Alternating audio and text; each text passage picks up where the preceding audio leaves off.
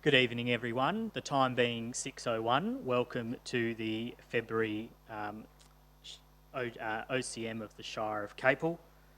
We wish to acknowledge the traditional custodians of the land we are meeting on, the Wadandi people. We wish to acknowledge and respect their continuing connection to the land, waters and community. We pay our respects to all members of the Aboriginal communities and their culture, and to elders past and present, their descendants who are with us today, and those who will follow in their footsteps.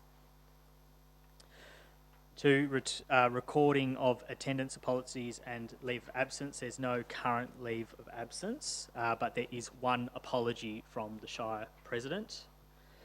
I'll take leave of absences at item 5. Response to public questions taken on notice. There is none taken on notice. Public question time. I will just note that I do have some questions which were asked by Mr. Brian Hearn in the OCM briefing which occurred last Wednesday. As part of that process, those questions must be presented to council, to the ordinary council meeting, for them to be included in the council meeting minutes. So I do have those questions, and if you indulge, I will just read through those as Mr. Hearn is not here to ask them himself. So question 1, the report indicates, among other matters, that improved management and reporting is reliant on improvements to SynergySoft CRM. Little mention is made in item 15.6 relating the accuracy of information provided to ratepayers and staff, particularly in relation to phone and verbal requests for information and information that is displayed on the Shire web and Facebook pages. Can the customer relationship management and reporting policy be improved to reflect how verbal requests and the accuracy of information via the Shire social media streams in particular can be improved? Can the additional information be provided in the reporting system in line with the customer service charter? The response given by the CEO was to thank you, Mr. Hearn, for the question. There are two elements to the Shire's customer relationship process. One is the customer service charter that outlines the performance and response standards of the IT system itself that manages individual community requests. The planned review of the Shire's existing customer relation management CRM system is to identify ways to improving the internal management processes of external communications and requests in line with the adopted customer service charter. The Shire's current CRM was installed in 2008 and does not have the full functionality and capability that the Shire would like in a modern customer relationship system. However, the review has determined that some modifications can be made to the existing system to better align to the standards and requirements of our customer service charter. There will be an escalation process where standards and responses are now adhered to. The updated current system and processes will be in place by 30th of June.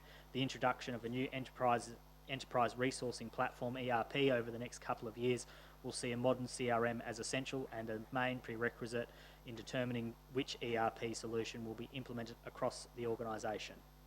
Question 2, I note that the Employee Leave Reserve Fund has a current balance of $770,000. In notes of the accounts, and the current employee annual leave provision is estimated at $660,000, while the current and non-current long service leave provisions is estimated at $815,000, given that the Shire leave liability stands at $1.477 million. Should consideration be given to increasing the employee leave reserve provisions this financial year, given the mid-year review identified a potential opportunity to do so with an expected salary budget surplus of $921,000? And the response to that was leave reserves is used to fund leave entitlements for redundancy, retirement, leave transfers to other local governments and leave entitlements paid each year. The balance of the leave reserve as at the 30th of June 2023 was $760,645. Current liabilities include the current employee provisions on the basis an increase in the leave reserve is not planned, however, may be required in the future budget and workforce planning. Question 3, sorry, you have to listen to me for the next 5 minutes. Question 3, the Shire's salary budget for 23-24 was $11.718 million, which an expected outturn financial result of $10.896 million, in other words, a surplus of $826,000, is calculating the salaries budget. The Shire appears to allow for the salary of each individual employee, including their 2023 annual leave entitlements. Does the annual budget make an allowance to replace staff on leave with contract staff? If so, how is the provision calculated in the salaries budget? Given my earlier question, how does the Shire manage to transfers to and from leave reserves other than for the obvious liabilities associated with staff resigning and transferring to another local government? And the CEO's response was, the Shire very rarely backfills leave vacancies with contract staff and therefore do not budget for any replacement. This may only occur in the absence and is expected to be very prolonged, not normal leave circumstances. There is not a provision within the budget or the leave reserves to cover all staff while on leave. Frontline and customer contact staff such as rangers, libraries and customer service officers are budgeted for full staff to cover a full year. Other staff have their salary at 48-week salaries and 4 weeks as a leave expense. Transfers from the leave reserve are used for amounts not included in the budget process. An example of a transfer from the leave reserve, a payment to an employee that is covered by leave reserve definition that has been approved by council but not included in the budget. I think there's six questions. Looking at the salaries budget for 2024-25, is the base budget provision from 23-24 of $11.718 million likely to increase substantially due to approved pay increases in 23-24, new staff positions already approved and the increased salaries required to attract key staff? If so, how much of the 24-25 budget likely to increase above the 23-24 budget provision, while the 24-25 budget reflects savings due to delays in filling vacant positions? The reason I ask the question is that historically there always appears to be substantial savings surplus in salaries budgets that could otherwise be used to either offset rate increases or alternatively improve facilities within the Shire. The CEO response was that the Shire is in the process of reviewing and updating the adopted 2023-2027 workforce plan that will include a review of vacancies, recruitment, retention and expenditure for 23-24. Work has also commenced on the workforce planning for the 24-25 and beyond. The 2024 to 2028 workforce plan is due to be presented to Council at the April OCM. The 2024-25 draft annual budget will reflect the increase to the salaries provisions considering the new positions recommended and supported by the Council in the workforce plan.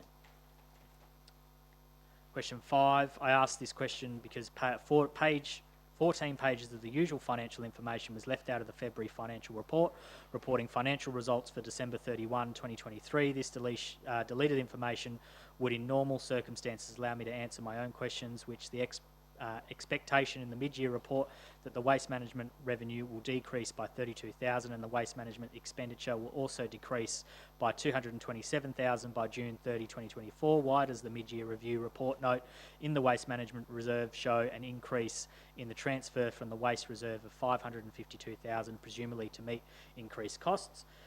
It may well be a typo in the fact that should be shown as a decrease, whichever clarification would be useful. This question is relevant given the Shire's statement intention of moving to a full cost recovery for waste services.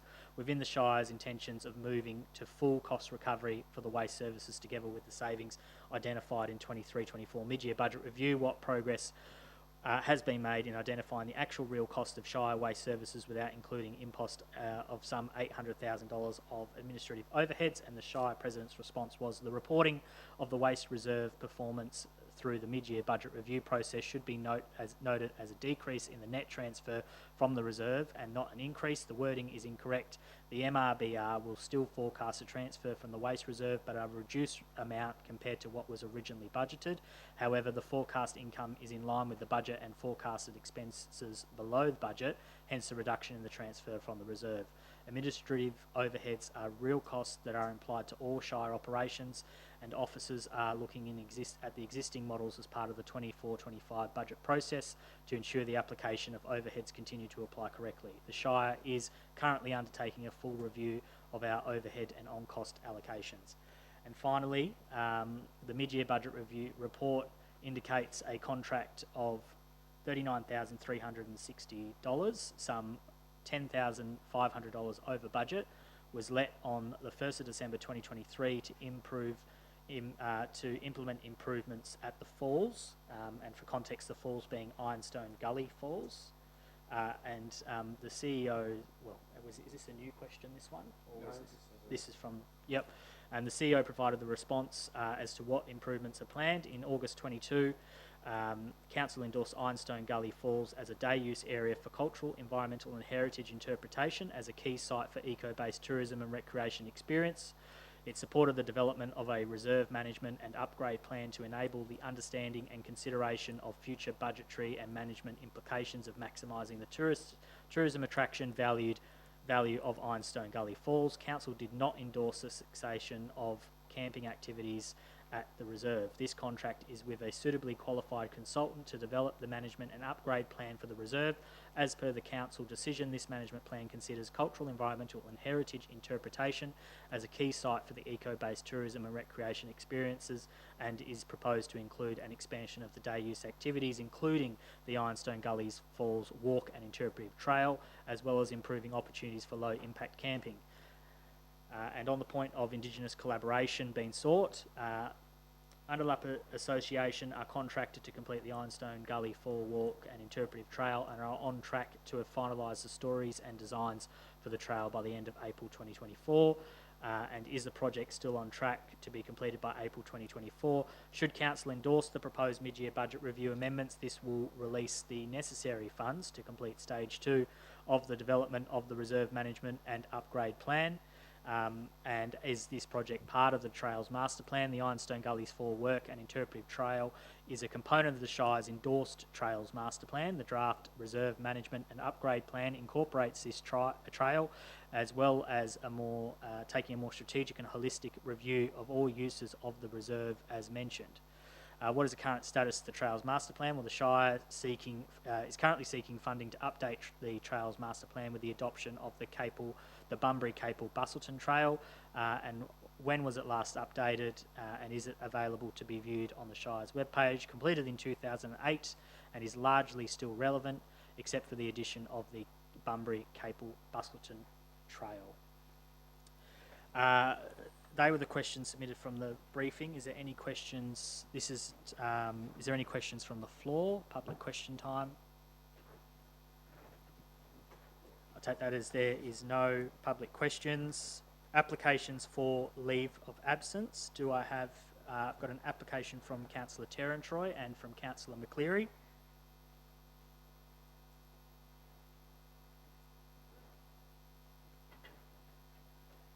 Is there any other applications for leave of absence? Do I have a mover for that? Oh, I need the date. Sorry. Yep. So, Councillor Terrantroy, what was your what? September. Yep. And Councillor McCleary.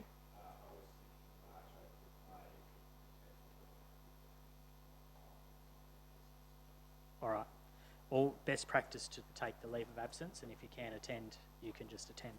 So I've got Councillor Terrantroy for September and Councillor McCleary for March, April, May. Is that correct? Yep. Do I have a mover for that? Councillor Dillon and a seconder. Councillor Noonan.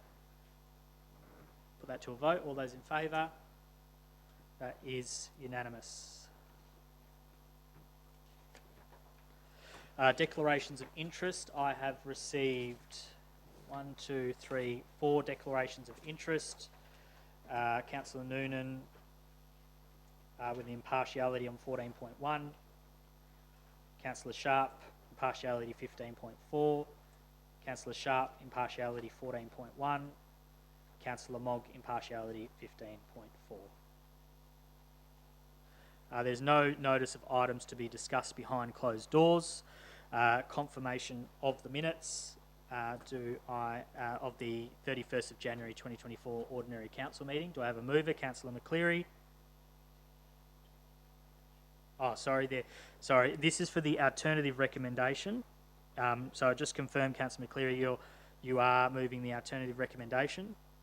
Yep. And do I have a seconder for that alternative recommendation? Councillor Ferguson. Was there any comment on those as a mover, Councillor McCleary? Thank you, Mr. Chair. The alternatives, yes, I agree with the move that you did vote against on that amended item. Thanks. Councillor Ferguson as a seconder. Likewise for you, Mr. Chairman. I actually noted at the time that you did in fact vote against the motion, so I'm happy to support the change. Thank you, Councillor Ferguson. Yeah, I'll just state that the change is just an incorrect record of the vote. The item that is related to was in the draft minutes was unanimous. However, there was one vote against, and that was myself. So obviously support the alternative recommendation just to fix that up. Was there any other councillors who had anything on the minutes? No, in that case, if the mover doesn't wish to say anything further, yep, I will put that to a vote. All those in favour? And that is unanimous.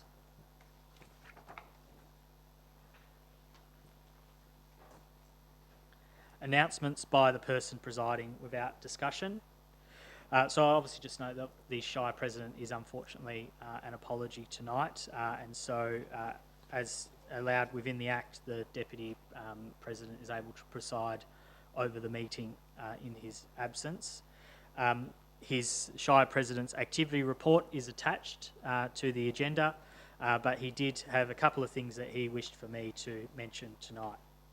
On January 26th, the Shire held our Australia Day Citizenship Ceremony and Community Awards. It was a pleasure to welcome 24 new citizens to the district, with conferees coming from 10 countries from all over the globe. We had strong nominations from all community and award categories, with 10 nominations for our Young Citizen category, 2 nominations for our Community Citizen category, 4 nominations for our Senior Community Citizen category, and 5 nominations for our Community Group of the Year. The Shire of Capel appreciates all work volunteers undertake to make this place the vibrant and diverse place it is, and together we make this district the lifestyle of choice, and so well done to all involved. In addition to that, I just have a couple of other items to raise. First is just to recognise, I think the awards disappeared. But the Shire is thrilled to have received the Psychological Safety Award for medium-sized organisations at the recent Data Drives Insight Awards. Psychological safety, or PSI, is an approach that considers psychological health, openness, courage to address challenges, team effectiveness, motivation, well-being, engagement, inclusivity and productivity in the Shire's teams. The Shire significantly increased the psychological safety and well-being in the workplace over an 18-month period, well above the industry average. In winning the award, the Shire beat other organisations such as the Town of Victoria Park and the WA Football Commission. And just additionally as well, the Shire is also pleased to advise that the Shire of Capel has recently been re-endorsed and recognised as a Waterwise Council for 2024. Petitions, deputations and presentations. We have 2 from Mr Andrew O'Brien from SLR Consulting. The first being on item 16.1, sale yard roof covering lot 202 and 203, number 31 Salter Road, Boynup. So if I ask Mr O'Brien to come up to the public lectern and present on, make the first presentation.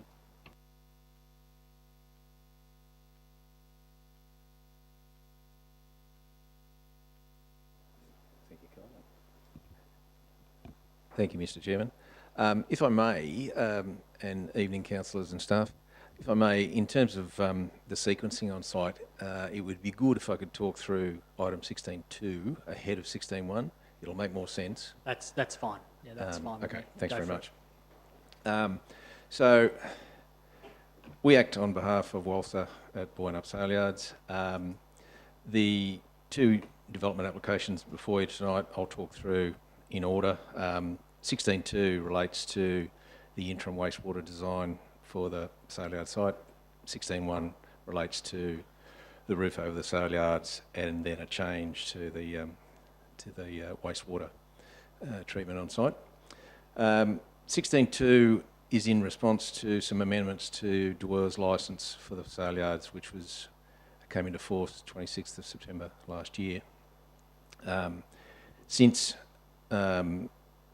that licence came into force, traditionally the sale yard was able to irrigate effluent on site, but since that licence came into force, the sale yards have been pumping out liquids and transporting solids off site.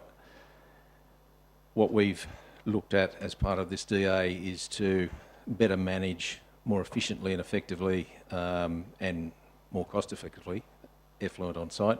So the interim wastewater design looks at separating essentially clean and dirty water on site. So as you would know, the sale yards are washed down after each sale. The current method is that they'll scrape out the sale yards, get rid of the solids, then they'll wash down the balance of the manure on site. That'll end up in the SST. Now, what we're proposing as part of the interim wastewater design is that we will continue to clean out, scrape out, wash down the sale yards, and that water will end up in a buffer tank on site. I'll go back a step. The intent of the DA through this process is to make sure that the first wash, first flush, if you like, and the clean of the sale yards, all the dirty water ends up in the SST, and then between sales on site, the intent is that any water that falls on the sale yards will be deemed as clean. It will end up running through the sumps, being diverted through the piping system, ending up in the buffer tank. The buffer tank will then be tested for water quality purposes, and if the quality of the water meets the discharge criteria that has been implemented through the Dwyer licence, that water will then discharge into the swale drain in the northeast corner of the site. So that will enable WALSA to better manage not only water volume but water quality on site. The water in the SST will continue to be pumped out and disposed of through licensed contractors to a prescribed facility. Solid waste management will continue to be scraped out, stockpiled and disposed of off-site by a third-party contractor. So relatively straightforward in terms of wastewater management on site. The buffer tanks, 300,000 litres. The washdown volume is about 112,000 litres, so there's some spare capacity there in the event of both a rainfall event or a delay in results from water testing. Happy to open up for any questions through you, Mr. Chair, that the councillors may have. Yeah, thank you, Mr. O'Brien. So council is able to, through the chair, ask some questions relating at this stage only to item 16.2. So do I have any questions? Councillor McCleary. Through you, Mr. Chair. Just in your comments, you said when between sales that you'd be flushing out the pipes. Would the first flush of those pipes in through the sumps still go to the SST, and then after you've cleaned it, then divert? Yeah, look, normal washdown procedure will continue on site. So there'll be a scrape out and a washdown of the sale yards. All that dirty water will end up in the SST, and as part of that process, that additional washdown of the yards, essentially to clean them out, will either be done with a high pressure hose and or some form of disinfectant to ensure that the yards and the sumps are clean. And then if any rain falls on the yards between sales, that water will end up in the buffer tank and then be tested. If it satisfies the discharge criteria that Dwyer have placed on the licence, it would then be discharged into the swale drain. Thank you. Is there any other questions from councillors? Councillor Ferguson. Through you, Mr. Chairman. You mentioned a capacity of the buffer tank. I think you described it as 300,000 litres, and that the uptake or the inflow on each occasion was 112,000. Was that a day? Each washdown, yeah, we've calculated that each washdown is essentially 112 kilolitres. Now, the tank's 300 kilolitres, so it's approximately 3 times the capacity of the washdown. Right. So if you have an event that prevents you from testing it and releasing it, or the test indicates that you can't release it, you've got effectively a 2.5 days buffer. Is that adequate? Yeah, well, under the licence, if it doesn't satisfy the discharge criteria, or there's some extraordinary event that that prevents us being able to undertake a normal procedure, for example, the requirements of the licence are that water has to be discharged through a licensed contractor to a licensed facility. So the safeguard, I suppose, under the licence and ultimately under the DAs, if they get approved, is that if the water doesn't satisfy the discharge criteria, it has to be pumped out and taken away. Thank you. Councillors, were there any additional questions on 16.2? Oh, Councillor Terran-Troy. Hello. So the chlorine that is in the report that says that you don't think it will be needed to be used, where will that be stored as a disinfectant? That was the listed disinfectant. Yeah, look, we haven't, as we indicated in our report, based on the water testing we've done so far, we've done 4 or 5 trial washdowns and collected water samples and had them analysed. So the water quality is surprisingly good as part of the ultimate washdown process. So we're not convinced that we're going to need a disinfectant, but we know that potentially there could be a circumstance where there may be a need for a disinfectant. So it potentially could be stored at the sale yards, and we probably haven't confirmed that one way or the other as yet because we're pretty confident with the water quality, but logic suggests that you would store it at the sale yards and it would be stored in a suitable container, suitable area, and managed by the on-site manager of the sale yards. Thank you. All right, I don't think there's any more questions for 16.2. No? Mr O'Brien, if you'd like to proceed with your deputation on 16.1. Thank you, Mr Chairman. 16.1 is essentially a roof over the sale yards, but what it does is that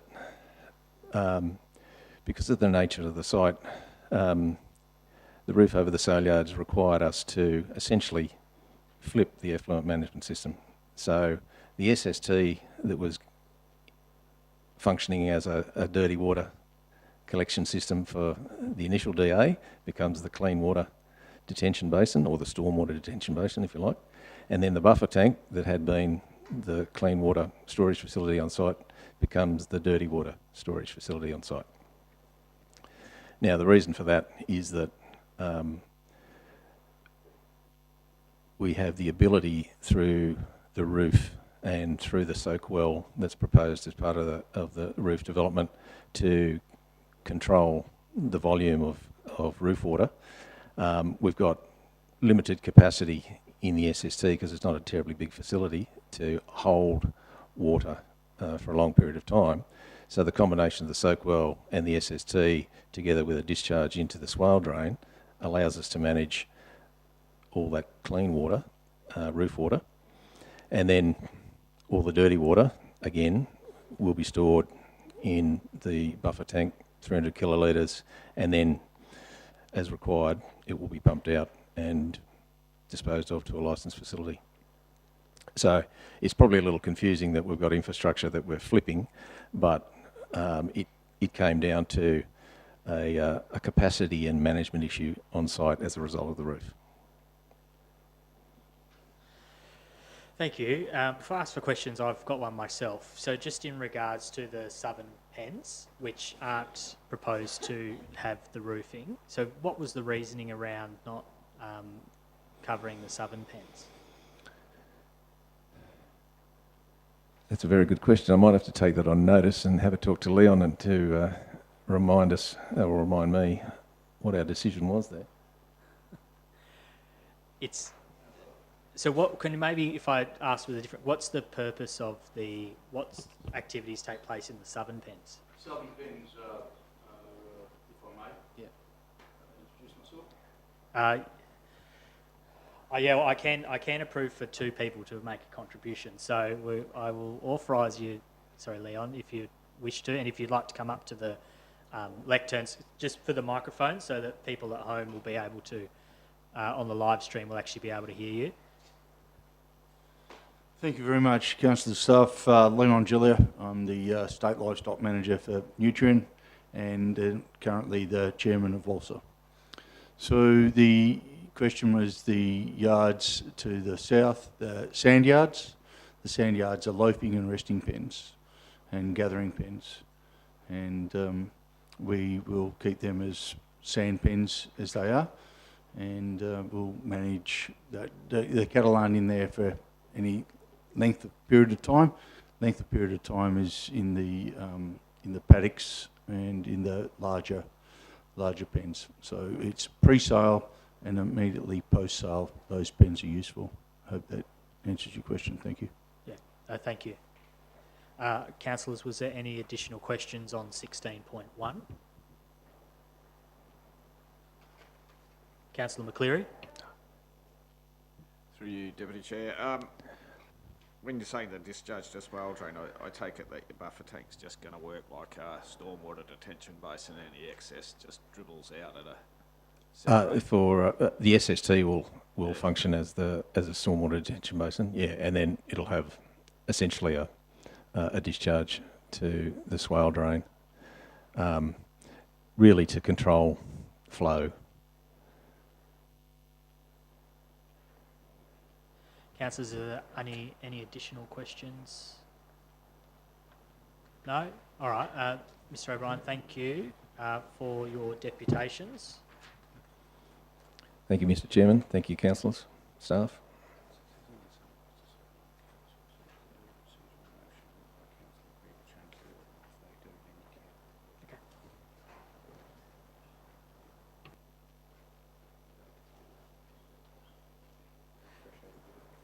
Motions of which previous notice have been given, there is none. Questions of which previous notice have been given, there is none.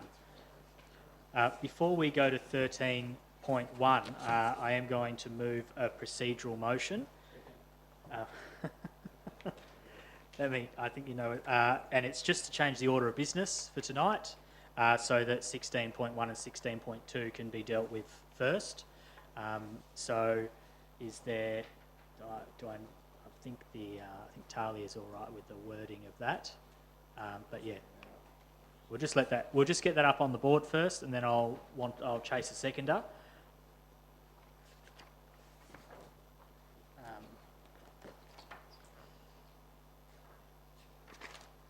And that is done in accordance with 4.3 subclause 1 of the standing orders.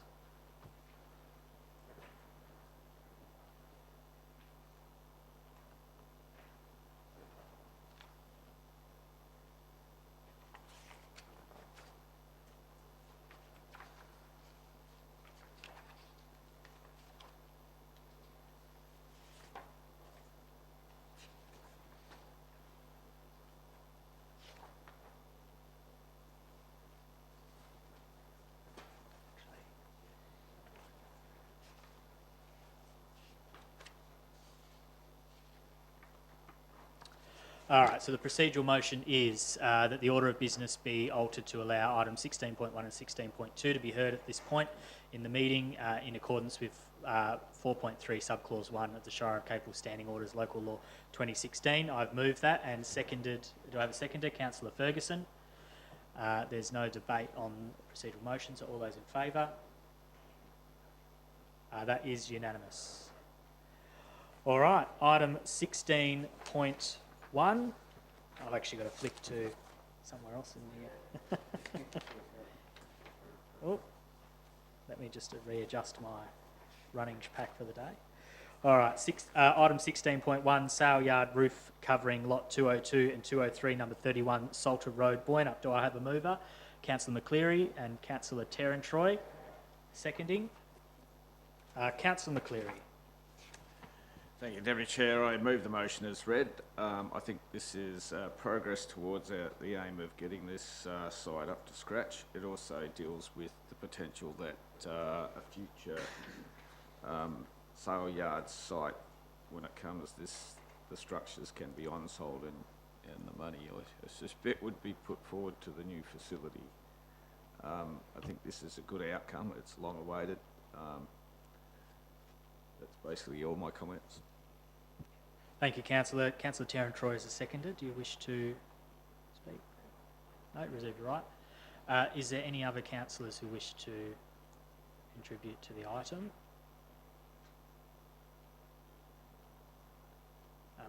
Councillor Noonan.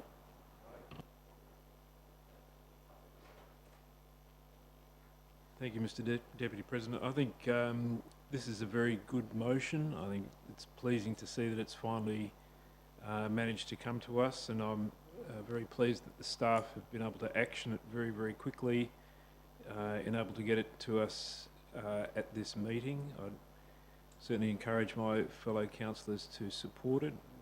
It will be a very good outcome to get a roof over the Boynup sale yards. It'll make a very big difference in terms of animal welfare, and also for the people who work there, the sellers, the buyers. So I think it's very, very good to see. I know that the people in Boynup, many people in Boynup will be pleased to see it. Hopefully it will alleviate some of the, well, certainly discomfort that cattle might feel, particularly during the summer months.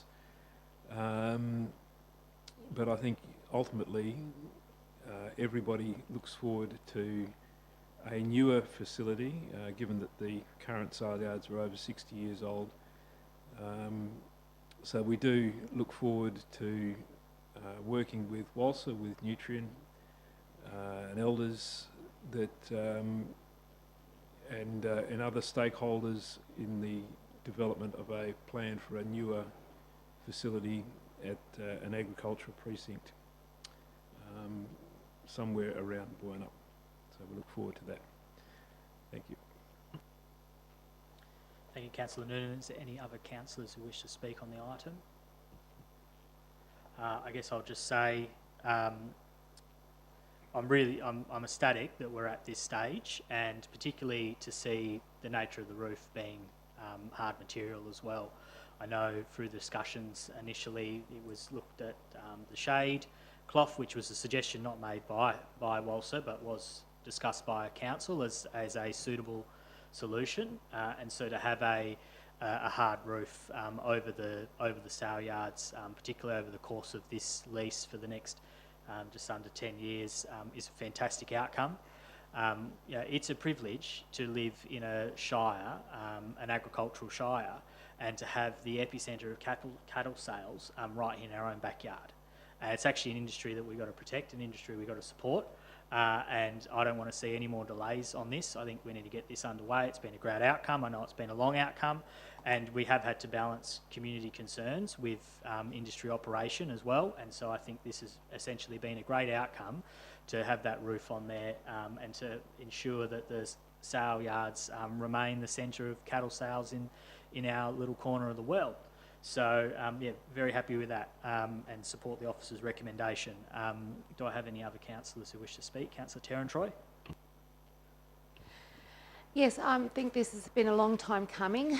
I want to actually say that I'm very grateful for the hard work of the Shire staff, and with the proponent, and with all of the consultation with Department of Planning and Lands, Department of Water and Environment, Department of Mining and Safety, Department of Primary Industries and Regional Development, Water Corporation and the Public Transport Authority.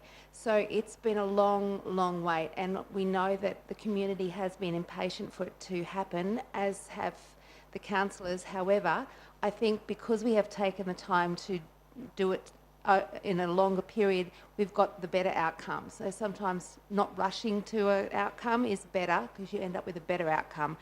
I'm really happy with the saw roof. I think it's great. The ventilation will be good.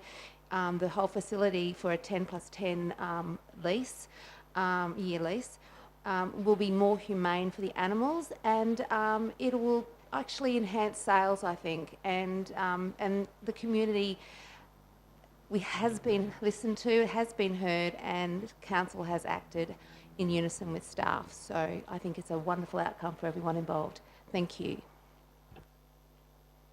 Thank you, Councillor Terran-Troy. Is there any other councillors who wish to speak? Otherwise, I'll give it to Councillor McCleary to close debate. Thank you, Deputy Chair. Look, I'd like to thank the two gentlemen that came into the room and gave us a bit of presentation for clarity. This is a planning matter. We need to keep to the focus of a planning matter, and the decision is about a development approval. Staff have worked through this and they've come up with a list of recommendations, and I think they're suitable to the design, so I commend this recommendation by the staff to the vote. All right, put that item to the vote. All those in favour? And that is unanimous. Item 16.2, Boynup Sale Yards Interim Wastewater Infrastructure, lots 202 and 203, number 31, and lot 146, number 22, Salter Road, Boynup. Do I have a mover? Councillor McCleary, and I'm going to say Councillor Ferguson seconding. Councillor McCleary. Thank you, Deputy Chair. This goes hand in hand with 16.1. We've heard about the stormwater management and it sounds very good. Again, this is a planning development approval process, so I think we'll stick to that, and I move the motion as read. Thank you, Councillor. Councillor Ferguson? Is there any councillors who wish to comment on the item? In that case, if the mover has nothing to say, I'll put that to a vote. All those in favour? That is carried unanimous.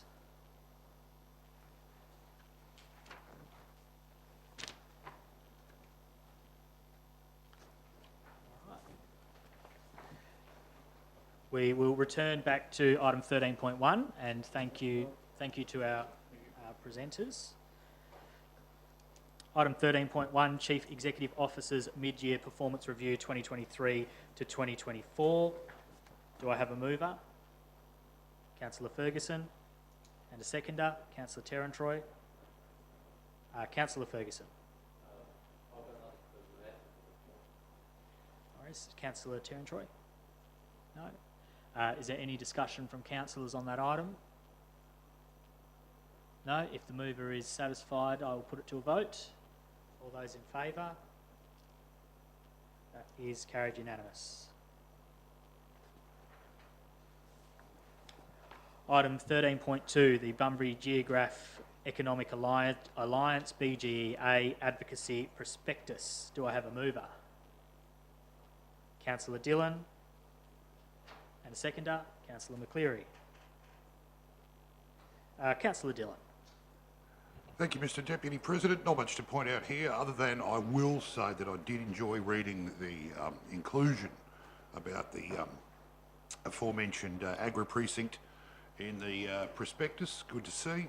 Yeah, I just commend the item pretty much as presented. Sorry, Councillor McCleary. Thank you, Mr. Deputy Chair. I concur with my fellow councillor. It did make interesting reading, and it has a lot of stats in there about movements in and out of the Shire and the businesses that are around. I can see some benefit of that in the EDAC committee and a tool to use in there. That's about it. Thank you, Councillor McCleary. I'll just take the opportunity just to add, I think it's a fantastic result that the agribusiness precinct is the number 2 priority in this prospectus for the entire Bunbury Geograph Economic Alliance. And I think it goes without saying, but the Shire President has been an active member of that and is also a member of the board and has been a tireless advocate for the Shire's projects. And so I think it's it's due to his hard work and the hard work, of course, of our CEO and our staff who have set a very clear advocacy prospectus and vision for us as an organisation in the Shire.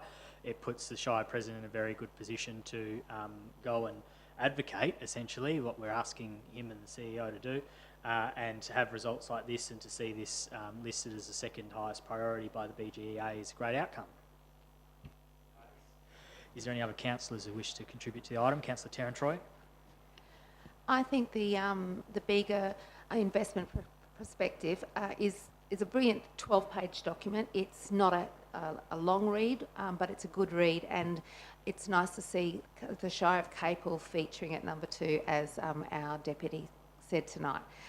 Yes, I think it's wonderful. Thanks to all the hard work of the staff and everyone who contributed. Thank you. Is there any other councillors who wish to contribute? Unless the mover has anything else to add? No, I will put that to a vote. All those in favour? That is unanimous. Item 14.1, Bunbury Outer Ring Road extensions of road closures. I've received in writing 2 declarations of interest, one from Councillor Noonan as an impartiality, and a second from Councillor Sharp, also an impartiality. And so I'll look for a mover, Councillor McCleary, and a seconder, Councillor Dillon. Councillor McCleary. Thank you. I'm going to move the motion as it's read, but I did have a bit of a query in the correspondence to the attachments. The section of Lilydale Road in the request was to the 31st of May, not till December. I'm just wondering why we put them both to the same date and that we shouldn't separate them, so I'm kind of wondering whether there might be an amendment to that. To clarify, the 31st of May 2023 or 2024, 2025? Sorry, 31st of May 2024 or 2025? 24. Yeah. You best to answer that? Yeah. I'll direct that question to the CEO. Through you, presiding member. So yes, clearly there was an error in the date for 2023 from Southwest Gateway Alliance, and then in conversations with them afterwards, we queried, I guess, the confidence in and the ability of basically if ultimately they couldn't meet that timeline, we'd have to come back to council, and in that discussion. It was agreed with Southwest Gateway Alliance that it was the safest approach to extend each one of the road closures approval to that date, which is the anticipated opening, noting the fact that there is nothing stopping the opening of those roads happening earlier if the works are completed and it's safe to do so. So this is just simply approval of the temporary road closures. But if the Southwest Gateway and Alliance are in a position to open any of those roads earlier, that decision can be made. Thank you, CEO. Councillor McCleary, does that answer your question? Do you have anything else to say? Yeah, look, I'll continue on. I can accept that we give it a closure so it's not coming back, but I'd also like,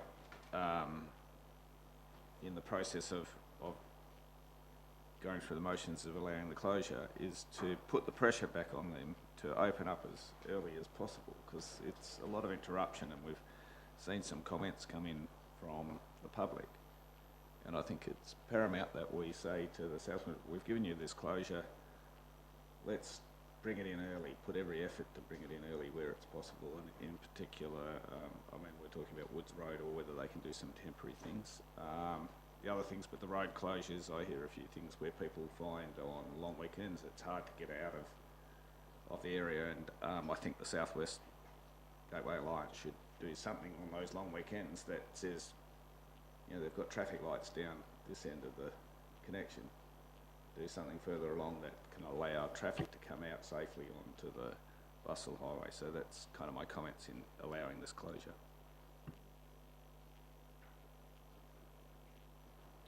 No, that's up to, yeah. Thank you, Councillor McCleary. Councillor Dillon, you seconded the item.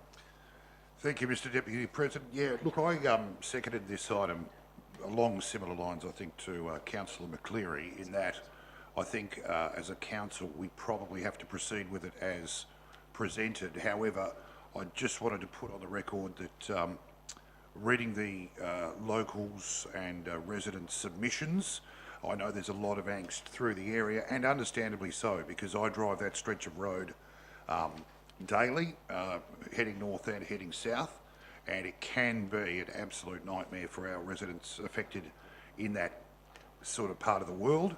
And I can see why they're pulling their hair out, because I grew up just over the hill from where a lot of those roadworks are happening, and I can sometimes the workers from Gateway managing or supposedly managing traffic don't seem overly engaged in what they should probably be doing.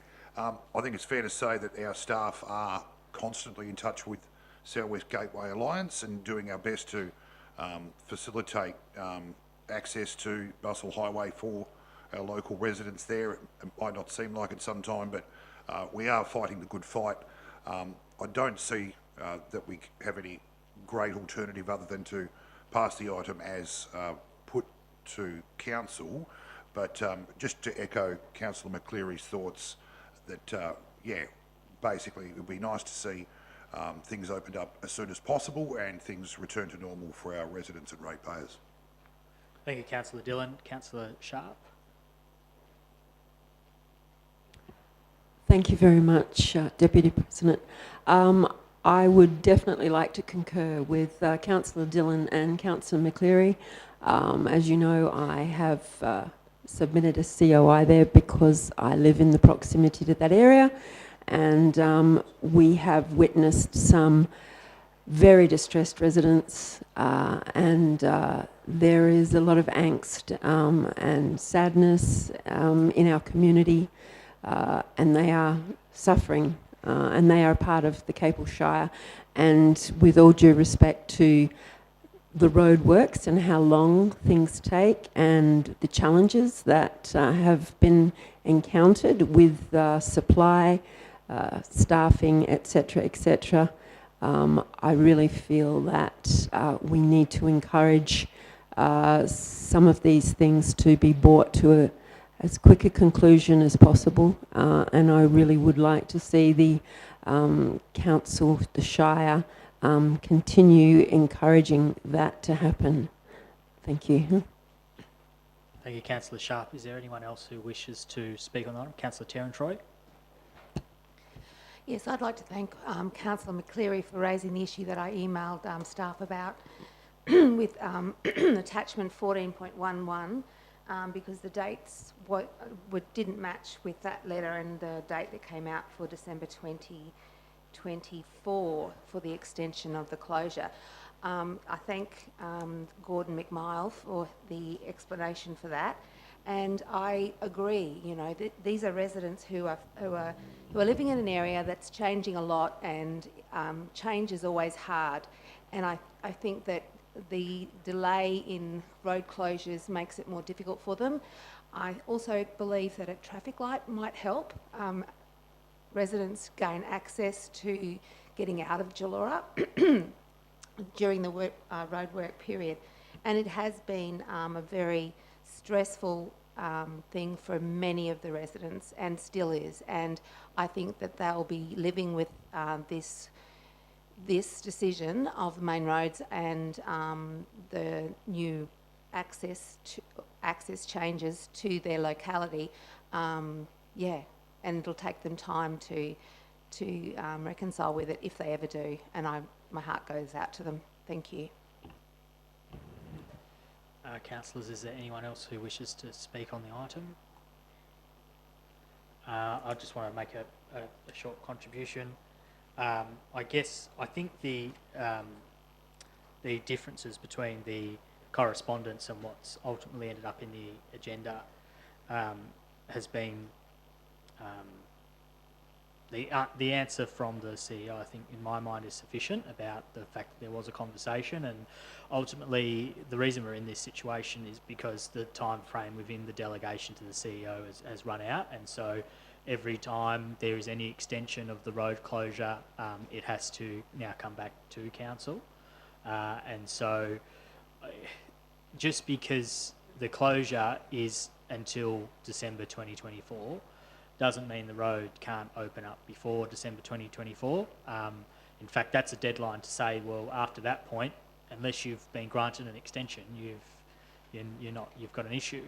So I don't think ultimately in a project and works at this scale, they're not going to be finishing the entire board just because they want to get the road open by May, or a road open by May. So I think from a governance perspective, it makes 100% perfect sense to have both of them extended to the December period.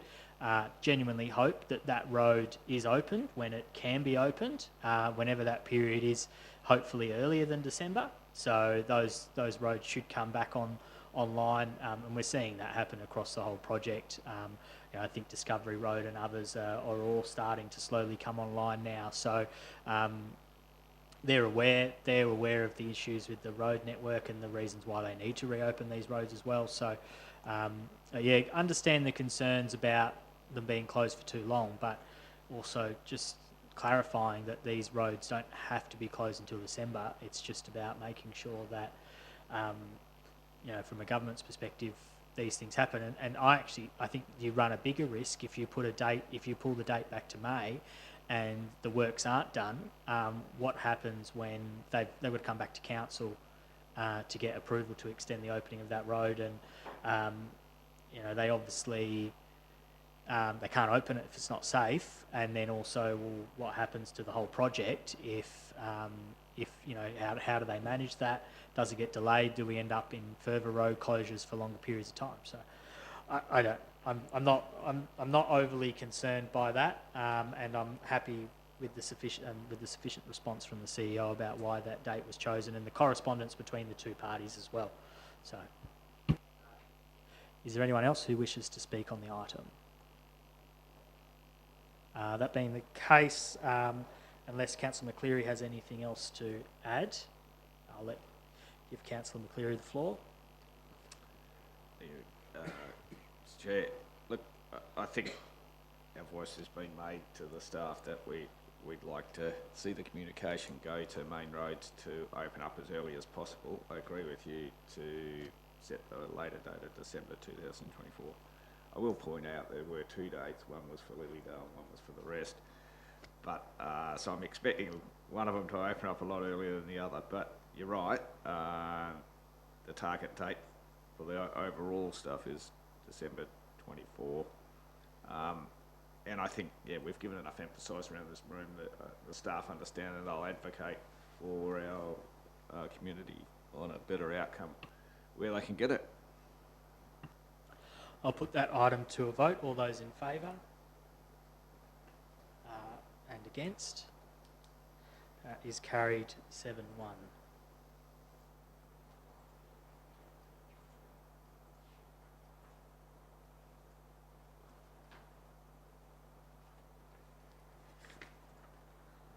Item 15.1, Financial Reports 31st of December 2023. Do I have a mover? Councillor Ferguson, and a seconder? Councillor McCleary. Councillor Ferguson. Thank you, Mr. Deputy. I'd just like to see the consistency, comment on the consistency between this report and the previous months, and the only slight blemish that I can see in it in terms of the graphs, what have you, which we have discussed in general in other forums, is the capital expenditure versus budget, actual versus budget, which relates obviously to our capacity and or lack thereof in completing our capital works program for the very good reasons that have been discussed. So I just wanted to note that, and I understand that we'll be addressing that issue in forthcoming budget discussions, and I look forward to the opportunity to get into the weeds so we can try and find out how we can improve this along the lines that the CEO has already suggested. Thank you. Councillor McCleary. Thank you, Deputy Chair. Councillor Ferguson. Look, it's a December report. We're still yet to get the January, February stuff coming in here, and I'm very impressed that we're tracking to last year's financial report with the assets. Also, I note that item 15.8 on this agenda has a clear clarity of that point, which we'll discuss at that time. Councillors, is there anyone else who wishes to speak on the financial reports? No. If Councillor Ferguson has nothing additional to add, I'll put that to a vote. All those in favour? That is carried unanimous. Item 15.2, accounts paid during the month of January 2024. Do I have a mover? Councillor Dillon. Councillor Terran-Troy, second. Councillor Dillon. Just present the item as read. Thank you, Mr Deputy President. Thank you. Councillor Terran-Troy, did you have anything to... Only to say that any questions that I forwarded were answered well. Thank you. Councillors, is there any comments on the accounts paid? No. If that is the case and the mover is happy, I will put that to a vote. All those in favour? That's carried unanimous. Item 15.3, Crown Reserve 1211 Management, corner of Goodwood and Doyle Roads. Do I have a mover? Oh, sorry. There is a typo in the item number at the top. Crown Reserve says 1211 and the proposal says Crown Reserve 12211.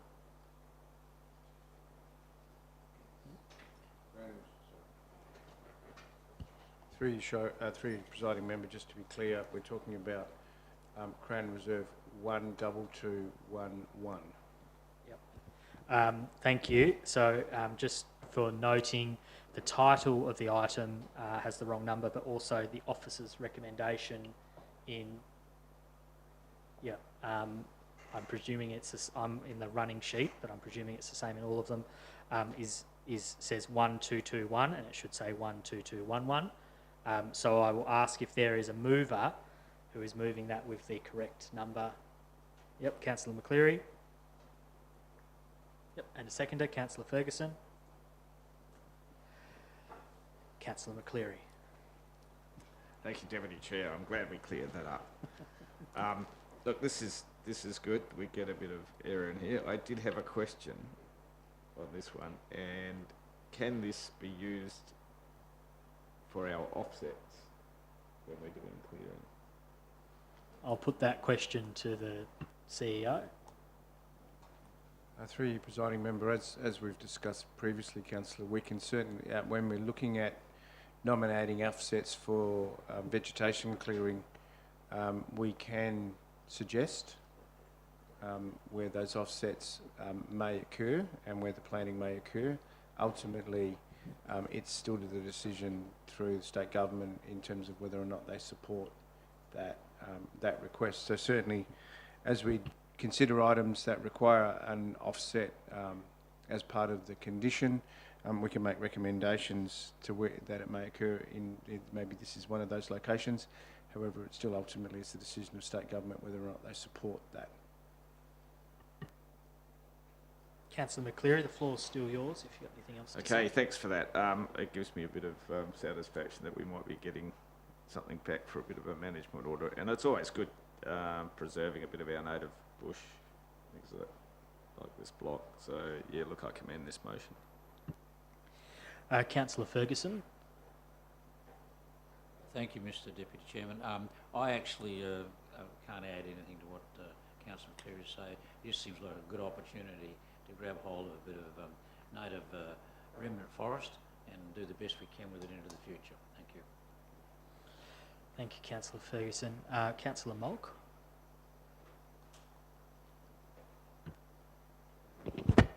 Thank you, Chair. Can I make amendment, please? Yes, you can move an amendment. Um, And just tell us exactly what the amendment is first, and then we'll get that on the board, and then you can call for a seconder, and then you can discuss it. Council give CEO staff permission to ask or seek permission from the government for that land, Crown land, to be offset. Yep. So you're adding that as a point 2? Yeah. Yep. We'll just get that on the board.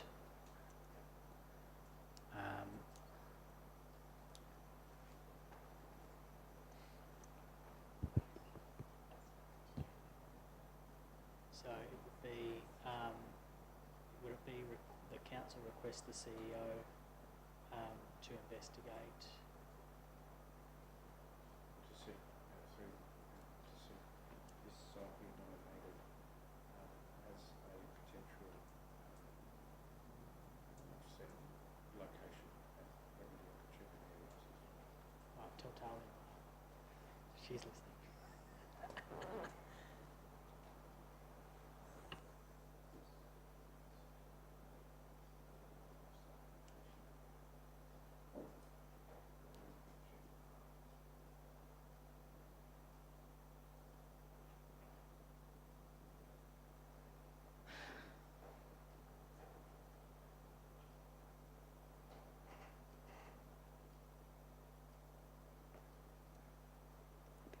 So the nomination is on the board as drafted to add point 2 to the recommendation that council requests the CEO and staff to seek for this site to be nominated for an offset location when the opportunity arises. Is the mover happy with that amendment? Yes. Yep.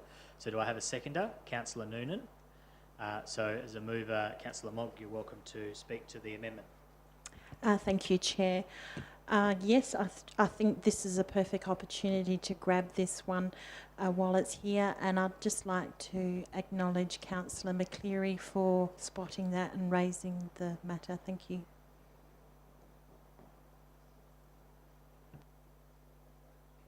Councillor Noonan.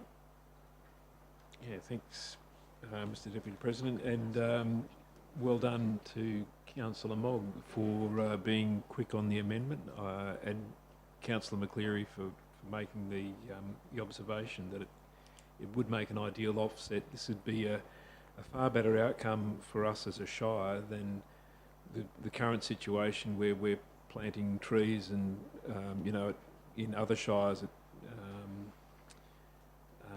it would be great to be able to invest that or put that investment back in our shire. It's sort of when you look at the aerial map, this actual area is not all that far from the Capel River, and it would be great to see or to encourage other surrounding private landowners to consider the prospect of building nature corridors to provide for the movement of wildlife along those natural sort of corridors. So, I think this is a very good amendment and a very good piece of land that we should take management of. Thank you, Councillor Noonan. I'll just have a question, CEO. So this is for a management of a Crown Reserve, so the ownership's not being vested in the Shire. So does that impact how does that impact the offset? Practically, are we able to request an offset on a land that we manage that we don't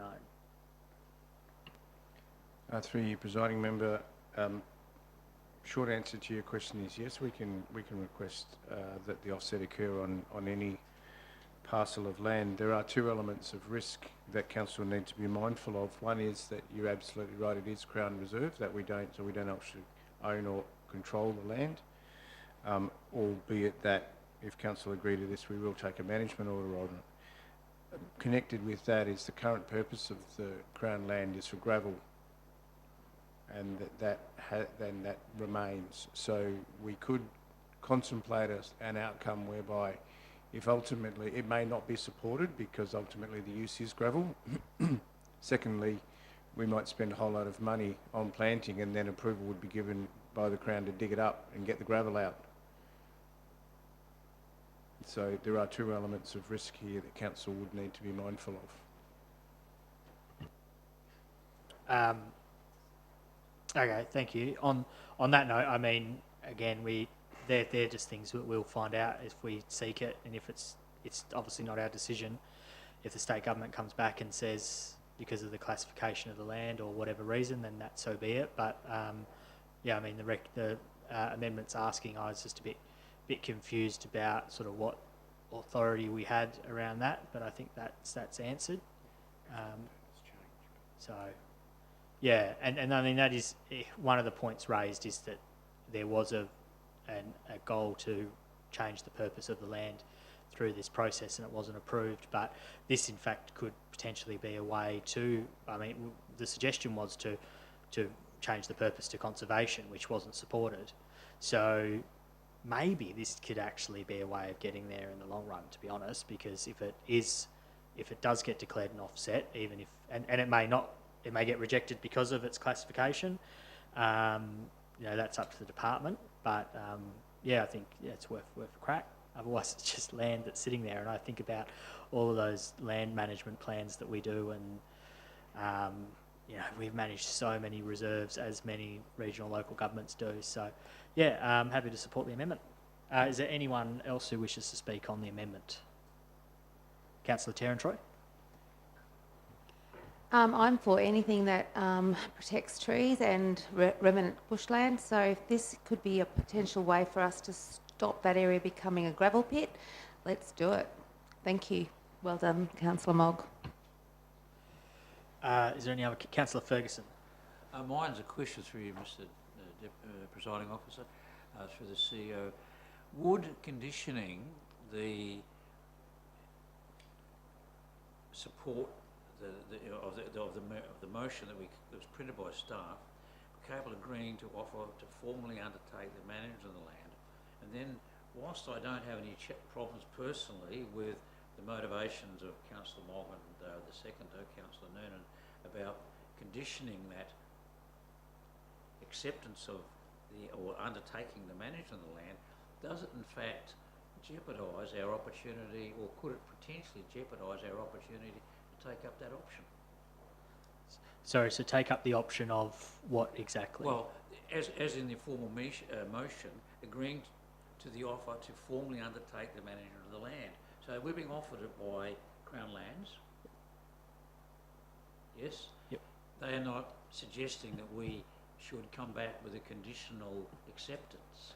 So we actually are offering up a conditional acceptance, are we not? So yeah, I can answer that. So it's not a conditional acceptance.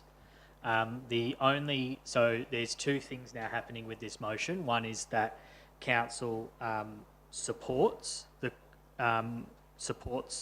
undertaking management of the land, and the other one is actually just requesting that the CEO basically seek further information or begin the process of having it registered as a potential site for offset. So from the perspective of what's going back to, is it still called Landgate? Landgate. That the decision of this council is to take over the management order. There's no, yeah, so it's not a condition of the management order. It's just that now, as a result of getting the management order, we plan as an organisation on doing that, if that makes sense. Thank you for that clarification. I'm satisfied with that. Is there any other comments on the amendment? Councillor McCleary? It's taking on board, there is a paragraph in there why it was rejected, and not going to flora and fauna, so that's probably the hurdle that we need to get over. I have no problems with the amendment because we've separated out the two things and we'll take on the reserve. There's probably two timelines in this. If it did get opened up for gravel and we had already started that conversation about whether we can get it as an offset, then maybe when it came back, then we've got land to do it then. So there could be two phases to it. So I acknowledge that there's a hurdle to get over because of the current purpose of the reserve is for gravel, and it's run by the Department of Energy and Mines and Industry Regulation and Safety. That's kind of why I put up that first comment about could it be set up as an offset, but if it did go back to gravel, there'd be an extractive industry licence that would come back to us on a reserve that we're managing, and maybe we've got some come back there. So I think it's worth a go. Let's give it a shot. Thanks you, Councillor McCleary. Councillor Sharp, yeah, I don't think you've spoken on, this is on the amendment. Yes, thank you, Mr Deputy President. I'm obviously quite new to this process, so I'm not sure if I'm actually following what is allowable, but there was a late letter come through from Mr Michael Tichborne in reference to this particular plot of land, and he has quite relevant information on that, and I don't know how it could be presented to this this meeting at this late stage. So the first thing is to whether or not, if you wanted to discuss it, the first thing is whether or not it's specific to the amendment, or whether or not it's specific to the item as a whole, and we're just dealing with the amendment at the moment. There's no way or mechanism to enter, say, evidence or substantive documentation to the meeting. I'm not completely aware of the letter from Mr Tichborne, unless that's just come in while we've been in council since this morning. But I think in this case, my suggestion would be just to circulate that if councillors haven't all received it. But of course, as with anything, community correspondence, you can take it into consideration in your thoughts and your decision tonight. But yeah, we're discussing explicitly the amendment at this stage. So did you, you've still got the floor, so did you have any contribution to make on the amendment? As I said, Michael did not send it out to everybody, but he wanted to comment about the value of the land, and had requested that he fully supported the proposal to suggest that it could be changed from gravel to conservation. So I have received a point of order, Councillor Ferguson. Relevance. Turn it off. Yeah, so Councillor Ferguson, I do believe it is relevant because we are still talking about the plot, but I would just say we're specifically talking about the amendment, and then we'll come back from the amendment, and then we'll continue talking about the item. So that may be a good opportunity for you to talk about the comments from Mr Tichborne. But of course, as long as you're on this topic, yeah, if that is clear, Yeah, that does make sense because it still is on the topic, I feel. yeah, look, it's on the topic of the whole application, but with the amendment, you can debate the actual topic or the item once we come out of the amendment.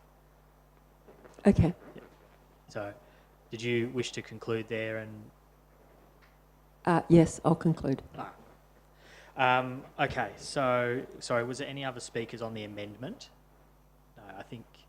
All right. That being the case, Councillor Mogg moved the amendment. You've got the right of reply. Before I put it to a vote. Thank you, Chair. I'd just like to thank fellow councillors for their contribution to the amendment. Thank you. All right, I'll put that to a vote. All those in favour of the amendment? That is unanimous.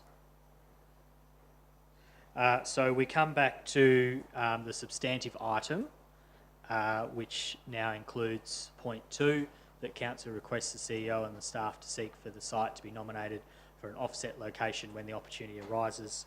Anyone who didn't speak before the amendment still has the right to speak.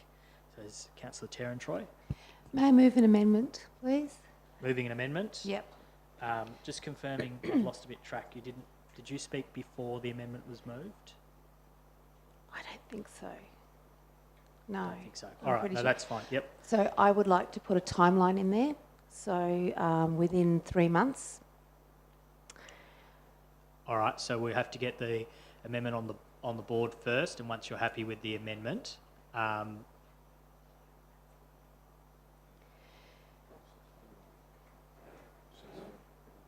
So, sorry, you are referring to point Yes, two? point two, yeah. Yep, and so you're Just- amending point two to include a timeline of 3 months? Yes. To have sent the, like the request. So that it just doesn't sit there indefinitely.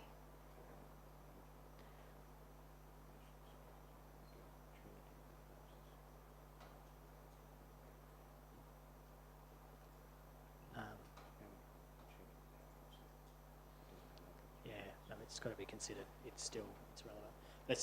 So we'll just get this on. We'll get this on the board, and then I'll get a seconder, and then we can discuss the amendment.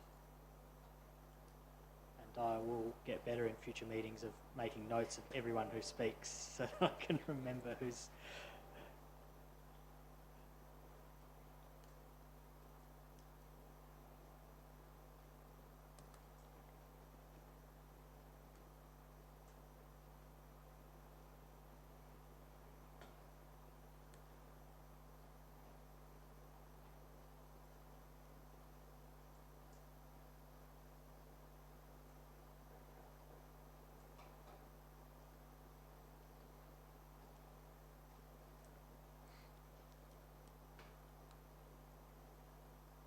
So we've had on the board to amend point two to say that council request within the next 3 months the CEO and staff to seek for this site to be nominated for an offset location when the opportunity arises.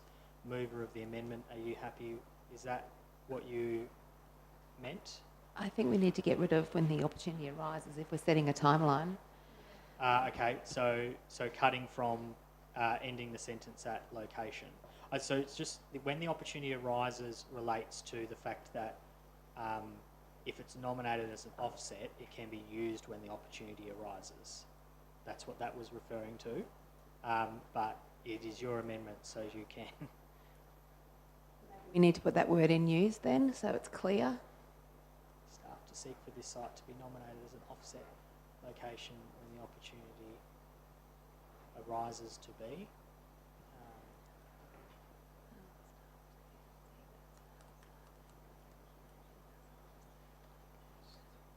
Yeah.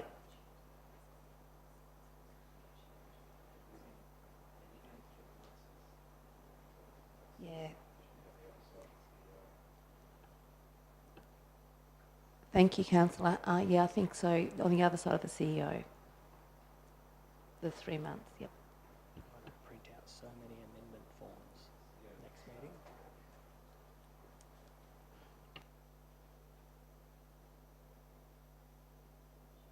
So, Councillor, can I confirm that you are having the term opportunity arises removed, when the opportunity arises removed, or are you leaving it in there? Leave it in there.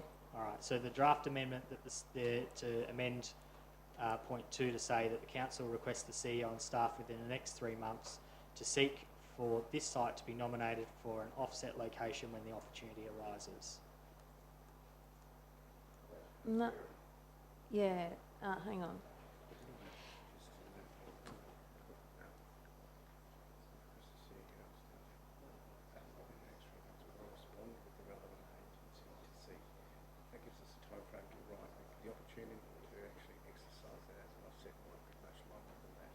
Yeah, that's what I think is the confusion, is that when the opportunity arises refers to when it could be an offset.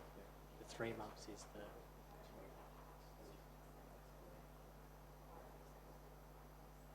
Yeah. So, yeah. So councillor, to resolve your issue, it may be best to, are you hoping to remove that phrase from the end as well? Yes, thank you. All right. Councillor, are you moving that amendment as is written on the board? Yes. Yep. Do I have a seconder? Seconder for the amendment, Councillor Noonan. All right, Councillor Terran-Troy, you can speak to the amendment.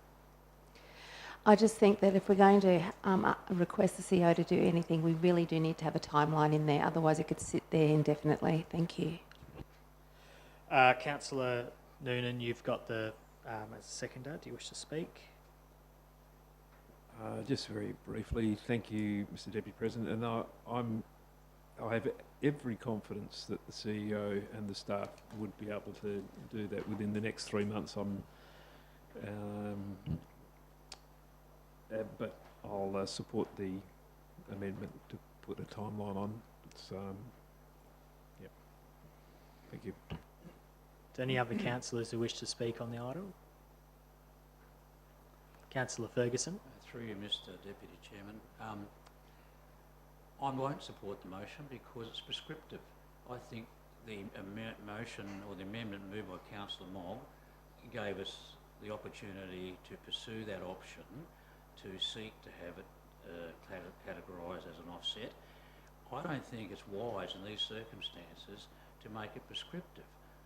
90 days is not a long time when the wheels of state government and council move in their inexorable but stately and slow way. And so I will not support the motion. I think the first First Amendment proposed by Councillor Mogg and agreed to is the one that I will support. So I'm not supporting this motion. Thank you, Councillor Ferguson. Is there any other councillors who wish to contribute? Councillor McCleary. Thank you, Deputy Chair. Demoted. I'm reading this and I'm thinking, yeah, go and ask. No, you can't. It's done. That's the kind of outcome that could happen. What I'm more concerned about is the first item that originally came up as a recommendation, that we taking it over as a management order. That's our first step, and that's paramount to anything else in this. I'm okay with pursuing that. I tend to agree with Councillor Ferguson. Our end game is we want to secure it as a reserve and as an offset where we can. Let's not get too cosy in the other thoughts.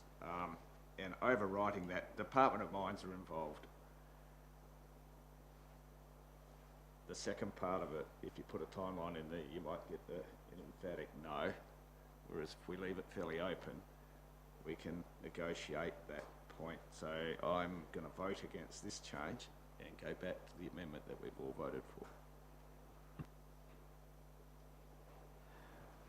Councillor Terran-Troy, I can't, as a mover, I can't give you the right of reply until the end. Oh, I was just going to say question.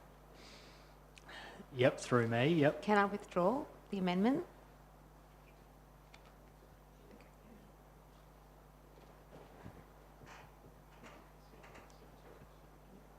Yeah. No, so, yeah, so No table. it is given in other, not in council circumstances, but in other organisations, movers and seconders can change amendments or withdraw amendments. But there's actually, under 9.9 in the standing orders, there's no provisions for the withdrawal of an amendment. So the amendment will need to go to a vote. So is there any other councillors wish to speak on the item? On the amendment? No. There's a time for timelines and this is not the time. I 100% support the offset thing, but I'm not going to support this. I'm a little frustrated at times in general when we do set timelines like this for staff. To put in perspective what's got to happen, and Councillor McCleary's spot on, that first and foremost this is about accepting management of the land. As I mentioned before, we've got a huge list of reserves, and some management plans aren't complete yet. We aim to have management plans for all of our Shire managed reserves. This needs to have a management plan. We've got to give the staff the flexibility to figure out where this fits in that management plan as well. It may actually be the right thing that the management plan needs to be in order first, so that we can demonstrate to the government that there is a management plan on this site, it's being maintained, it's being looked after, it be prime offset land. That's going to take more than 3 months alone. So, and that's not because our staff don't move quick, they move a lot quicker than the PTA and the Department of Mines. But just, you can get this done, it doesn't need to have a timeline. I'm getting the sentiment that we may just, this may I hope this doesn't get carried and we get back to the original motion, the substantive motion. But is there any other councillors who do wish to speak on the item? Otherwise, I'm going to give it to Councillor Tarantroy to close debate on the amendment. I won't be supporting this amendment. I thank Councillor McCleary for his insight into Department of Mines, and yeah, don't want to wave a red flag at a bull. Thank you. All right, I'm going to put the amendment to the vote. All those in favour? All those against? That is unanimous in the against. I don't know if we've ever had a unanimous against before, but no, that's all right. That's all right. That's the process. That's the process. All right. So we come back to the substantive motion as it stood before. Councillor Tarantroy moved an amendment. Is there anyone who hadn't spoken on the primary motion that wishes to speak? In that case, Councillor Noonan's just caught my attention just before I was about to give the call to Councillor McCleary. Councillor Noonan?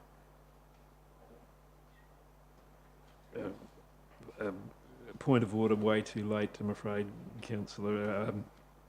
Mr Deputy President, 9.6, withdrawal of motions or amendments. 9.61, so we could have avoided that, but it doesn't matter, we're here now, so let's get on with it. Thank you, Councillor Noonan. You've schooled me on the standing orders tonight. Did you say 9.6, a motion or amendment may be withdrawn? Okay, be good to put that in the amendment section. Thank you, Councillor Noonan, for that clarification. That being the case, I'll give it to the mover, Councillor McCleary, to close debate.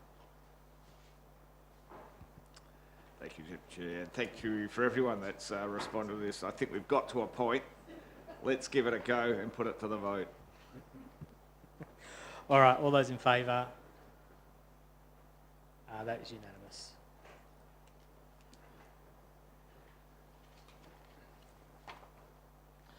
Item 15.4, Minor Community Grant Scheme Round 2. I've received 2 written declarations of interest, one for Councillor Mogg as an impartiality and another for Councillor Sharp, also an impartiality. Do I have a mover? Councillor Mogg? And a seconder? Councillor Sharp? All right, Councillor Mogg. Thank you, Deputy Chair. I move the motion as read. Thank you. Councillor Sharp? I also move the motion as read. Thank you, Deputy President. All right, is there any councillors who wish to speak on this item? Councillor Dillon. Thank you, Mr Deputy President. Right, I'm going to pop my head up on this one. I must admit, while I love the fact our Shire supports so many various groups, when we were going through the briefing a week ago, I did, and prior to getting to the briefing as well, I was a bit concerned, shall we say, about the Junior Rangers Facilities Project being in this particular item and round of grants. It's since been clarified that while it will help certain people and some youngsters in our Shire, the vast majority of the work that will be done with this grant will be done in another location. I've got to say, I'm not 100% comfortable with that. I don't know what the circumstances were behind this one being approved to go through in this round, but I just wanted to highlight the fact that I think we probably could have maybe chosen a little better and maybe just looked at it a little more rigidly from a Shire perspective. And I just wanted to voice that in these chambers and put it, my thoughts on that to my fellow councillors. Are you moving an amendment? No. Is there any other councillors who wish to speak on the item? Councillor Tarantroy. Yes, I agree with Councillor Dillon. The facility is outside of the Shire. However, we do have Shire residents who can access the program, so it will be good for the community. And really, I mean, I support any Aboriginal corporation who are trying to get a junior ranger program up and running and going well, and just need a little bit of a hand. And the fact that we do have the ability to send youths from the area can access it, yeah, I think it's a good thing. I think, you know, we've got 4 really worthy applicants. You know, we've got the Swan River Horse Trails, we've got the Capel Play Group, and the Jaloruk Community Incorporation. And I think that they're all worthwhile. And this one, the 4th one, yes, it is a little outside of the Shire, but youths can still benefit. So, yeah, and the youths are the people of the future, the leaders of the future. So, yeah, I'm for it. Thanks. Is there any other councillors who wish to contribute to the item? I guess I'll just say I 100% agree with the sentiments from Councillor Dillon and Councillor Terran-Troy. In fact, I'd go as far to say that not only is it, as Councillor Dillon described, a little uncomfortable with, it seems a little bit outside of the purview of what the minor community grant scheme was intended for. I mean, the guidelines themselves are very clear that it cannot be on private, the equipment cannot be on private property, and the equipment has to be in the Shire of Capel. And I fully respect the fact that participants are coming from the Shire of Capel, but the actual grant itself is for equipment, it's not necessarily for a program. So, saying that though, one of the other comments I've made throughout this discussion on this item is that it is 100% to the discretion of council. And the guidelines are there to assist staff with what they are bringing to council for consideration in the minor community grants. I think taking into consideration the fact that you know, we have not necessarily always expended the minor community grant, which is why we've tended to have 2 rounds each year. I think it does act as a notice around the fact that I think we will be very stringent on future minor community grants, because this came up about 6 years ago, which was when those guidelines were introduced, because it was probably a lot more of an ad hoc system even before then. So I'm inclined to support the officer's recommendation.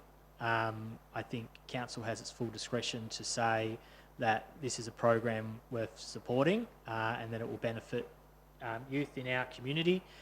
It's actually a very small amount as well, and so it's a really important cause.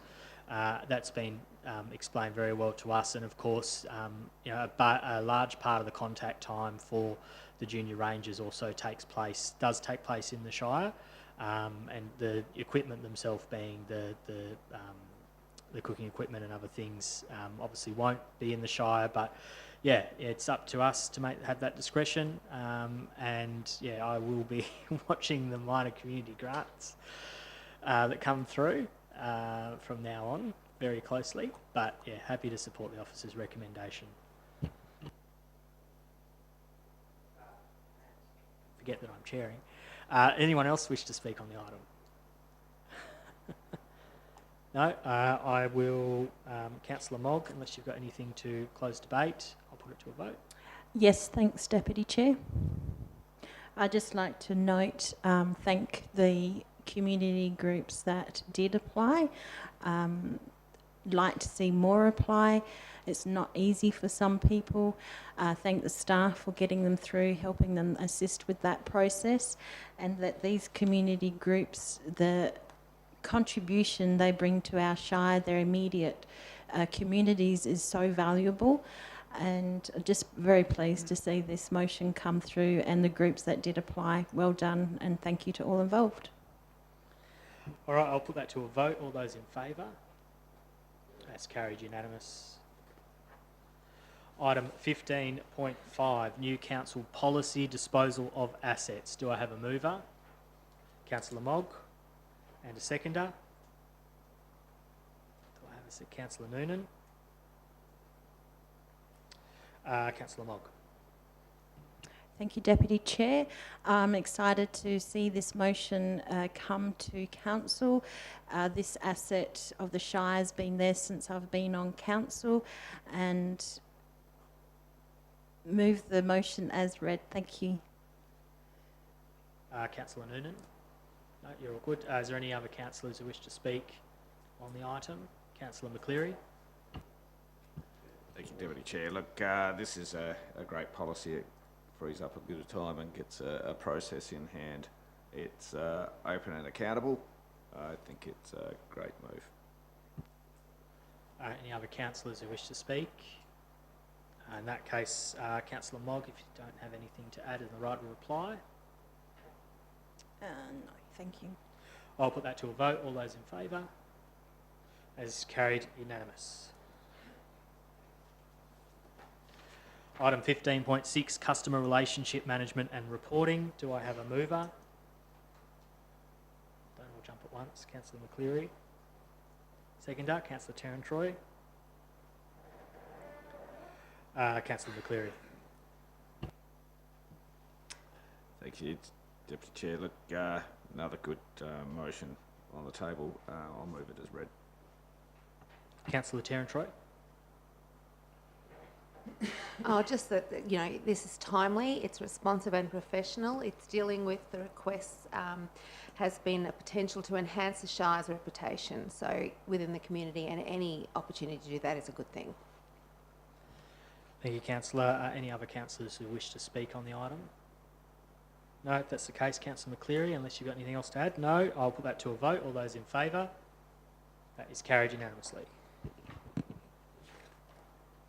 Item 15.7, tender, Buoyant Up AFL Sports Ground LED lighting upgrade. Do I have a mover? Councillor Ferguson and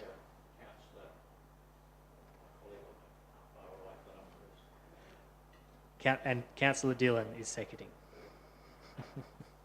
Councillor Ferguson. No, you're moving. No, I called you first. Councillor Ferguson, you've moved. You have the floor as the mover. Yep. Councillor Dillon. Yeah, good to see this item come before council. What I believe we got 4 tenderers, of which 3 were valid, and of course I back in our officers to make the correct decision. So I commend the item as presented.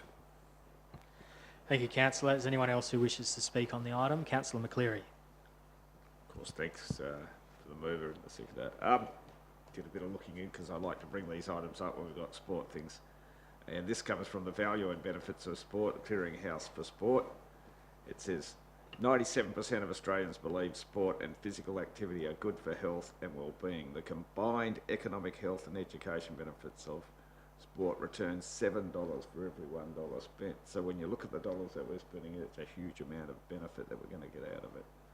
There's a whole lot of other things I won't go through and bore you with them, but it's something about sport and activity. It's good for the community and it's good for this investment. Is there any other councillors who wish to speak on the item? Councillor Terran-Troy. I think it's great because the lighting will allow to have nighttime competitions in Buoyant Up, and yes, I think Peter McCleary, you've actually cited that before at another councillor meeting.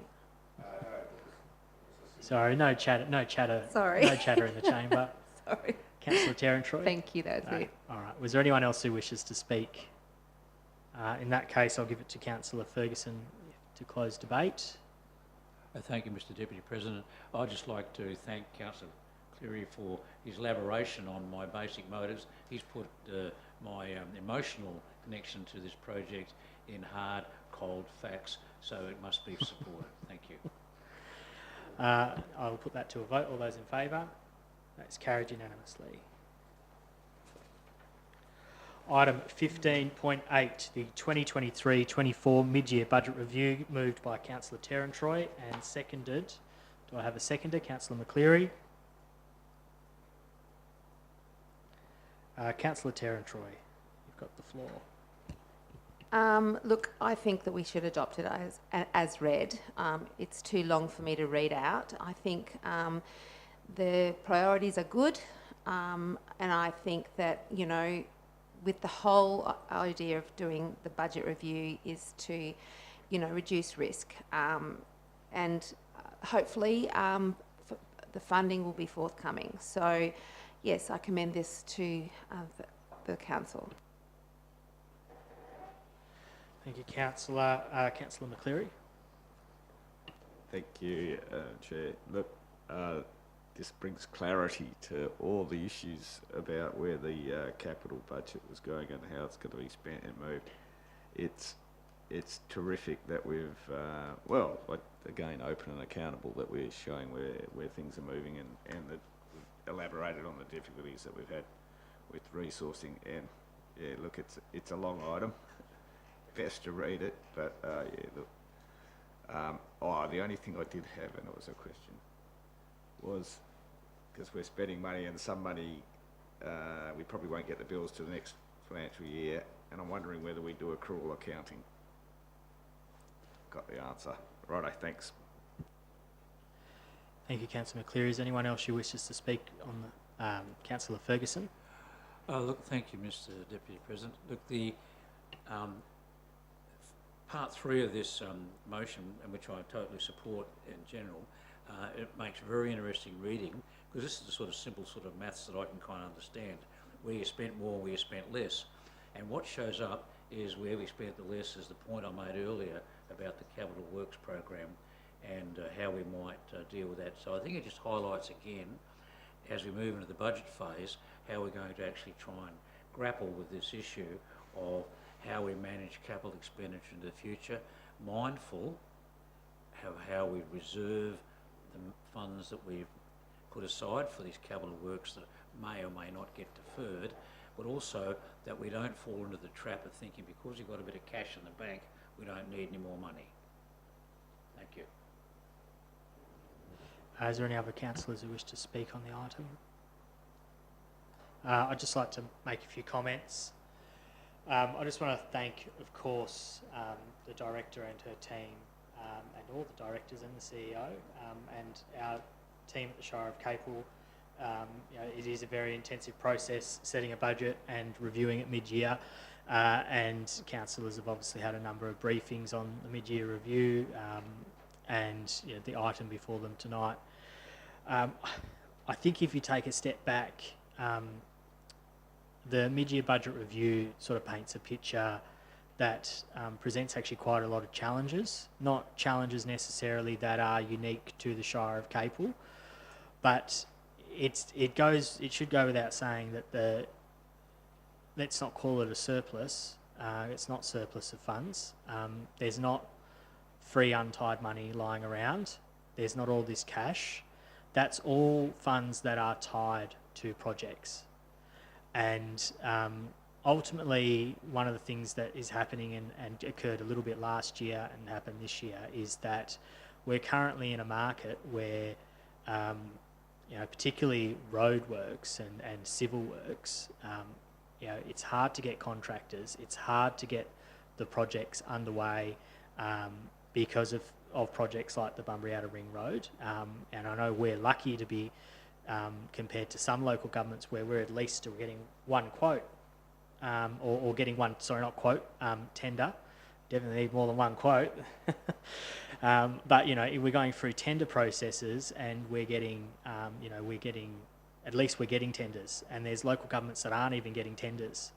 And it's not that we're saving money on these projects, because you look at the item just before this on the lights, and you look at the blowout of the cost there, which wasn't a huge amount, but you know, every single project that we've had for the last 12 to 24 months post-COVID has come in above what we budgeted. The tenders have come in where, so it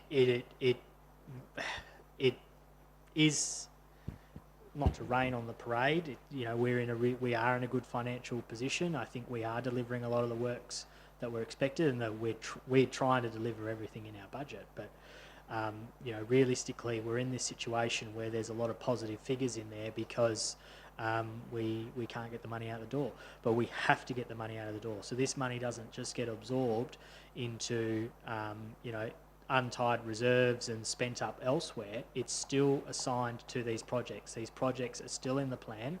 They just get moved further down. So yeah, you can move them to reserves for that purpose, but I don't at all want there to be a thought that there's a massive surplus swinging around here that can be chewed up for other things, because what we do comes in over budget because of the market we're in, and yeah, we often can't get projects underway simply because there's just not the workforce or there's not the contractors available to do it. So that going forward really presents challenges in understanding when we set the next budget, well, what is achievable rather than what have we necessarily wanted to achieve in past, and that's where you can have a bit of a conversation around how funds are allocated. But you know, we've got this backlog of projects that need to happen, particularly in the capital works as well. And you know, we've got in the staff budget, we need to find people to fill those positions, and that's a challenge that everyone's having. And when you don't fill those positions, you don't have staff to be able to manage those projects and effectively, and that's sort of the situation we've ended in. So yeah, I think all that aside, I think the organisation's done an outstanding job coming into the mid-year review, and I think, you know, I think it will be a very interesting budget, put it that way. Really, this is sort of the second cycle we've been through in this climate, and something's going to have to give at some point. So, but yeah, support the mid-year budget review, and very appreciative of the process and briefings that have occurred for council, and the process that we've been through to get here.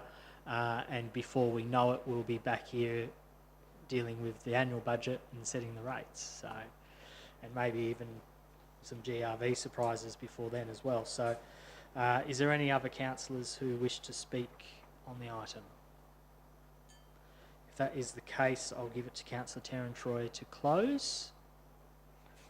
Thank you, VP Sciano. You said a lot of things that I was going to say in closing. And yes, the COVID has increased the cost of resources, and this money is tied. Please don't see it as a surplus and we've got money to throw around, because we really don't. Because of the resources price increase, and also we're very fortunate to get these tenders, and we do have a backlog of capital works projects which we have committed to and the funding is tied to. So let's get this done. Yeah, thank you to the staff for all their hard work, and yeah, we'll be doing ratings soon before we know it. You're right. Thank you. I'll put that item to a vote. All those in favour? That's carried unanimously.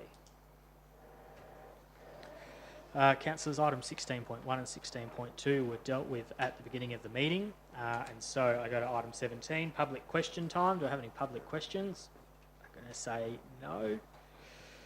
There's no public questions. Motions without notice of an absolute majority of council. I've got none. Notice of motions for consideration at the next ordinary meeting of council. There are none, and there is no items for consideration behind closed doors. So at 7:55, I'll declare the meeting closed.